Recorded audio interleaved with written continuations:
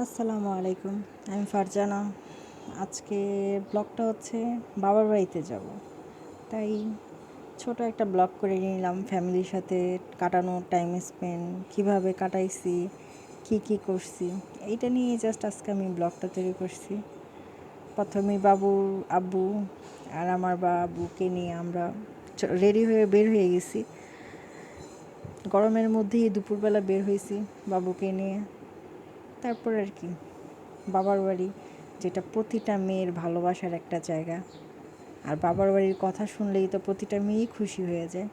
সেটার জন্য কোনো টাইম লাগে না বা কোনো কি বলে যে কোনো সময় প্রয়োজন নেই যে কখনো মেয়েদের বাবার বাড়ি যাওয়ার জন্য। শুধু শুনলেই হয়েছে বাবার বাড়িতে যাব, মানে কত তাড়াতাড়ি যে একটা মেয়ে রেডি হয় সেটা আসলে কল্পনার বাইরে। সেই চিরচেনা রাস্তা আমার। আর বাবার বাড়ি বলতে আমার বাবার বাড়ি হচ্ছে নারায়ণগঞ্জ, যেটা আমার একটা মানে ভালোবাসার জায়গা বলবো। আর নারায়ণগঞ্জের মানুষ হয়ে আমি আসলে অনেক খুশি, কারণ নারায়ণগঞ্জের মানুষের অনেক কি বলবো যে সারা বাংলাদেশি বলেন ওয়ার্ল্ডে বলেন সবাই এক নামে চিনে নারায়ণগঞ্জের মানুষ কেমন।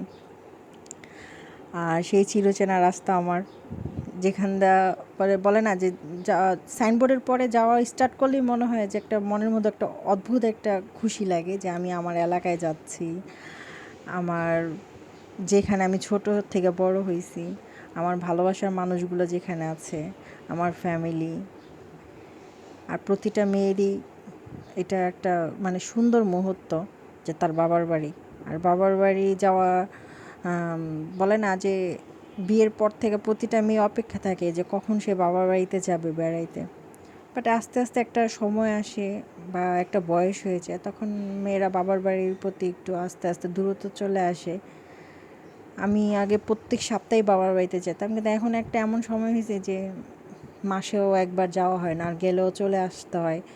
যেমন 2-3 ঘন্টা থেকে আবার চলে আসতে হয়, এতটা টাইম পাই না।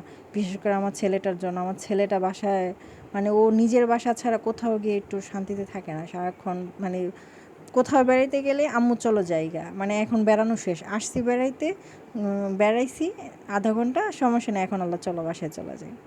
মানে ও আসলে বেশি কিছুক্ষণই কোথাও থাকতে চায় না। ওর কথা হচ্ছে আমি বাসায় থাকবো, নিজের মতো করে খেলবো ঘুরবো, এইটাই ও খুশি।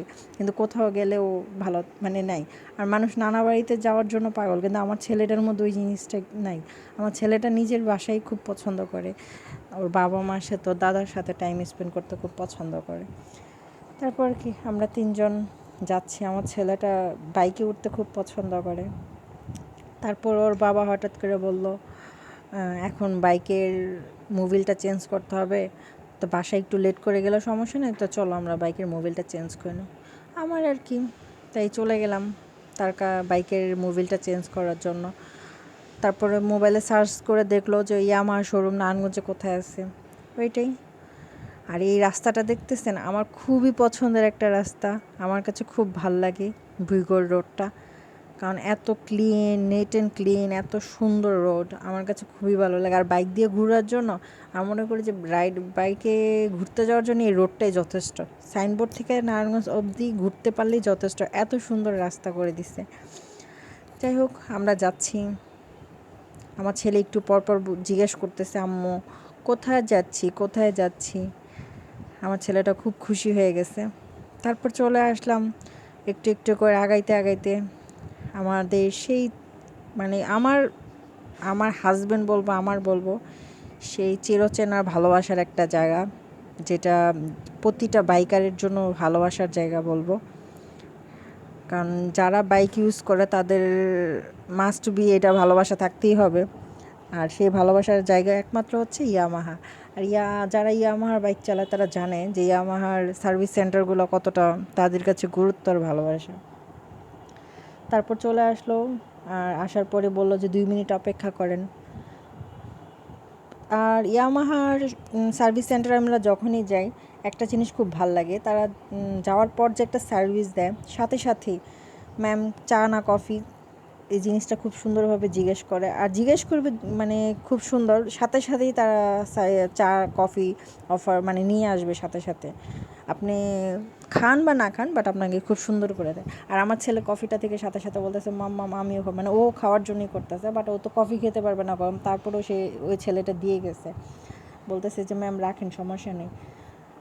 তারপর আমার ছেলেটা খেলতেছে, একটু পরপর আদার্স মানুষের হেলমেট ছিল ওখানে, ওইটা একটু পরপর পড়তেছে, খেলতেছে, আবার ওই রুমের ডোরটা নিয়ে খেলতেছে।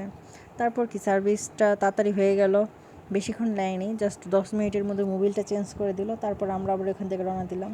আর এটা হচ্ছে আমার বাবার বাড়িতে যাওয়ার রোডটা, এত সুন্দর, দুই সাইড দিয়ে, এক সাইড দিয়ে খাল, আরেক সাইড দিয়ে, দুই সাইড দিয়ে গাছপালা, সবুজ, আমার কাছে খুব ভাল লাগে। এটা হচ্ছে রোডটা মেবি বলে কি স্টেডিয়ামটা ভিতর দেওয়া গেলে আমাদের বাবার বাড়িতে যাওয়ার। আর এটা খুব সুন্দর একটা মসজিদ। আমরা যখন যাচ্ছিলাম তখন দুপুরের আজান দিচ্ছিল, তাই আমি একটু ক্যাপচার করলাম, বাট সাউন্ডটা আসলে দিতে পারি না, কারণ এত রোডের সাউন্ড আসতেছিল আদার্সের, এই জন্য সাউন্ডটা দিতে পারিনি। এটা হচ্ছে আমার বাবার বাড়ির পাশের এলাকা, নন্দলালপুর বলে, সবাই চিনে কম বেশি। ওটা হচ্ছে আরেকটা মসজিদ। আর আমার এই রোডটা দিয়ে খুবই ভালো লাগে যাইতে, কারণ দুই সাইড দিয়ে গাছপালা, আর একটা মানে একটা স্নিগ্ধতা আছে, একটা সুন্দর ফ্লেভার আছে। তারপরে আস্তে আস্তে সুন্দর করে বাড়িতে চলে আসলাম, বাইকটা নিচে রেখে। আমার ছেলে আস্তে আস্তে উঠতে গেছে। তারপরে কি যাওয়ার সাথে সাথেই দেখতেছি কি সুন্দর রান্না, আমার ছোটো বোন রান্না করতেছিল মুরগির রোস্ট। এখন আমাকে বলতেছি একটু দেখো। আর এটা হচ্ছে রুই মাছের কোরমা রান্না করতেছিলাম, তাই সাথে সাথে নিয়ে নিলাম একটু ছোট ভিডিও। আমার বোনের রান্না খুব সুন্দর, খুব মজা করে রান্না করে, তাই ছোট করে ভিডিও করলাম। আর বাবার বাড়ি মানেই তো খাওয়া দাওয়া, সেটা কি আর বলতে হয়? প্রতিটা মেয়েই যখন বাবার বাড়িতে যেমন ওর যে একটা মানুষ মানে শ্বশুর বাড়িতে যেমন খায় বা না খায়, বাবার বাড়ি মানেই একটা অন্যরকম ভালোবাসা, অন্যরকম একটা স্নেহ, খাওয়া দাওয়া। এই ছিল আমাদের কালকে মানে আজকের মেনুতে কী কী ছিল সেটাই ছবি তুলতেছি। সব কিছুই আমার ছোটো বোন রান্না করছে, আর আমার হেল্প করছে আমার ভাবি। আর আমাদের বাসায় মেহমানও আসছিল, মেহমান বলতে আমার খালামণি আসছিল, খালাতো ভাই, তার বউ, সবাই আসছিল। তারপর খাওয়া দাওয়া শেষ করে সন্ধ্যার দিকে আবার একটু বের হইলাম। আমি আমাদের এলাকার আমার বলে না যে সবচেয়ে পছন্দের ফুচকার দোকান, আমার ফুচকাটা খুব পছন্দ, সেটা কম বেশি সবাই এর আগের ভিডিওতে জানতে পারছে। আর এটা হচ্ছে আমার এলাকার সবচেয়ে পছন্দের খাবার, যেটা আমি যেখানে গেলে যদি আমি 1 ঘন্টার জন্য যাই তাও আমি ওই দোকানে যাব ফুচকা খাইতে, ওই দোকানে। আর এটা হচ্ছে আমার পাগলা এলাকা, আমার স্কুল, আমার ভালোবাসা, আমার ছোটোবেলার ভালোবাসা, যে স্কুল থেকে আমি এসএসসি পাস করছি। এটা হচ্ছে আমাদের পাগলা এলাকার একটা গৌরব। এটা কি বলবো, যে এটার মানে এটার কথা বলা যাবে না যে এটা কতটা ভালোবাসা, কারণ আমার ছোটোবেলা পার করছি এখানে, এই রাস্তাঘাট সব কিছু আমার। এটা আমাদের পাগলার কি জানি কেজি স্কুল না, সরি, ওটা পাগলা সরকারি স্কুলটা, যেটাতে আমি ছোটোবেলায় ভিত্তি দিছিলাম, বাট ব্যাড লাক পাইনি। তারপরে আর কি হাঁটি করে, অটোতে করে আমি আমার পাগলা বাজারে চলে আসছি। আর পাগলা বাজার মানেই আমি যেখানে আসবো এখানে মাস্ট বি ফুচকা খেতে হবে। আর সেটা আর কেউ নয়, এটা হচ্ছে আমার বেস্ট ফ্রেন্ডের দোকান। আর আমার বেস্ট ফ্রেন্ড জানেও না আমি যে আসছি এলাকায়। তারপর আর কি চলে আসলাম, আর ও জাস্ট রীতিমতো আমাকে দেখে অবাক যে তুই কখন, গিয়ে দেখি সে অলরেডি আড্ডা দিচ্ছিল এলাকার 2 ছোটো বোনের সাথে। তা আমাকে দেখো ও হাসতেছে আর বলতেছে যে আইসো ভিডিও করতেছিস। আর আমার হাজব্যান্ড আসেই সাথে সাথে রান্নাঘরে চলে গেছে অর্ডার দেওয়ার জন্য, কারণ আমাদের 2 জনের 2টা ফুচকা আর চটপটি। তো ফার্স্টে আগে চটপটিটা নিয়েছি, আর চটপটি নিয়ে ফার্স্টে আগে আমি অলরেডি হাফ বাটি মানে হাফ খেয়ে ফেলছি। খাওয়ার পর মনে পড়ছে ও আমি তো ভিডিওই করিনি। তারপরে আর কি চটপটি খাওয়ার পর দোস্তকে বললাম যে একদম কড়া করে একটা কফি, কারণ প্রচুর মাথা ব্যথা ছিল। তারপরে কি কফি, আমার ছেলে এখানেও এসে কফি দখল করে নিয়েছে। তারপরে কি 4জনে মিলে কফিটা খাইলাম, অনেক ভালো ছিল। আর আমার ফ্রেন্ডের দোকানে সবাই আসবেন, এখানের খাবার অনেক ভালো, মাস্ট বি ট্রাই করবেন। আর পাগলা এলাকায় যারা আছেন সবাই আইসা খাইয়া দেখতে পারেন যে আমার ফ্রেন্ডের খাবার কেমন। ওকে, টাটা, আসসালামু আলাইকুম।